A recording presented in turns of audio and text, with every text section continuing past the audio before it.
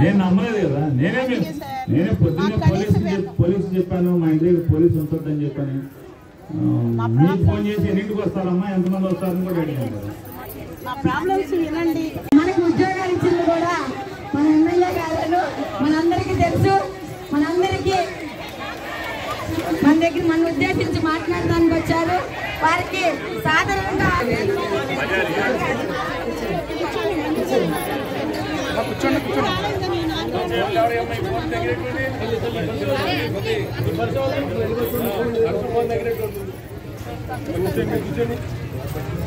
అంటే నేను డిఎస్పీ గారికి వీళ్ళందరికీ ఫోన్ చేసి మా ఇంటి పోలీసు వద్దండి, బాగానే ఉంటాం, వాళ్ళు నన్ను వచ్చి పట్టరు, మళ్ళీ మాట్లాడుకుంటా ఏమైనా వస్తే అలా బాధ ఏంటో మాట్లాడతాను, పోలీసుని పెట్టబాక నేను చెప్పాను. చెప్పాక ఊరికే అసలు ఎంతమంది వస్తారు ఏంటని టీకే ఏమైనా అరేంజ్ చేద్దామని ఆవిడ ఫోన్ చేస్తే మన మన హరిబాబు మా ఇతను మాట్లాడండి, మా రఘురాం మాట్లాడి అమ్మ ఎంతమంది వస్తారు, ఎన్నింటికి వస్తారు అడగమంటున్నారు అని చెప్పారు. అట్లా కాదు, మేము రావడం ఏమి కాదు, ఆయన ఏమైనా వస్తాడేమో కనుక్కోమన్నారు. వాళ్ళు రమ్మంటే వస్తా ఎందుకు రానన్నా, వస్తానండి దాని ఏంటని మాట్లాడదామని వచ్చాను.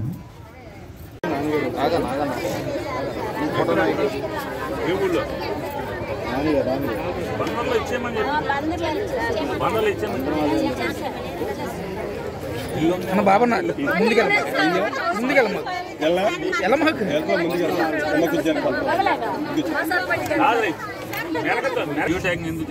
దానిలో ఉన్నారు, క్యాన్సిల్ చేసుకుని దీన్ని పెట్టారు.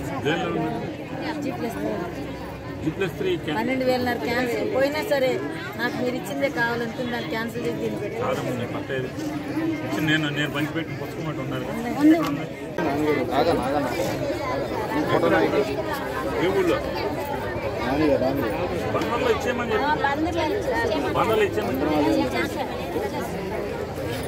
బాబా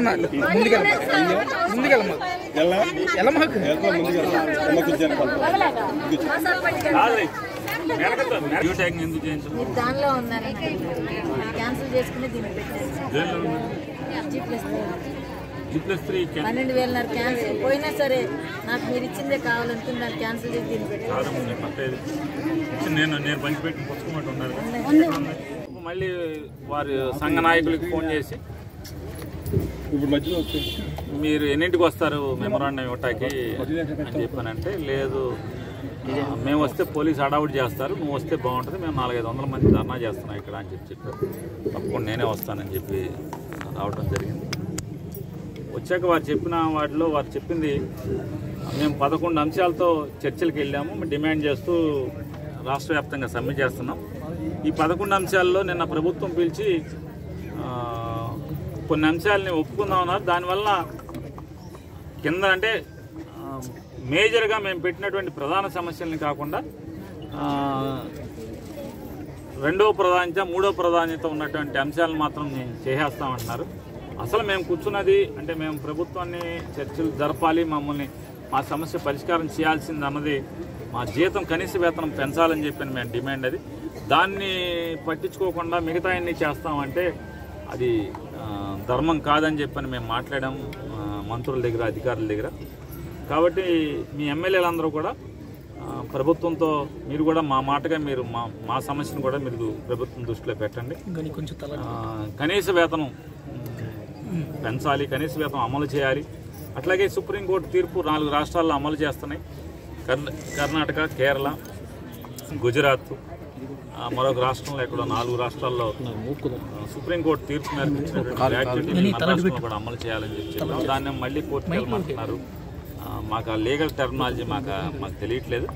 కాబట్టి ఈ సమస్యల్ని జగన్ గారి దృష్టికి ఎమ్మెల్యేలందరూ కొద్దిగా వెళ్ళి చెప్పి సానుకూలంగా పరిష్కారం చేయమని చెప్పని, మేము అడిగేది ధర్మమైన కోరిక అని చెప్పని వాళ్ళు అర్జీని ఇవ్వడం జరిగింది.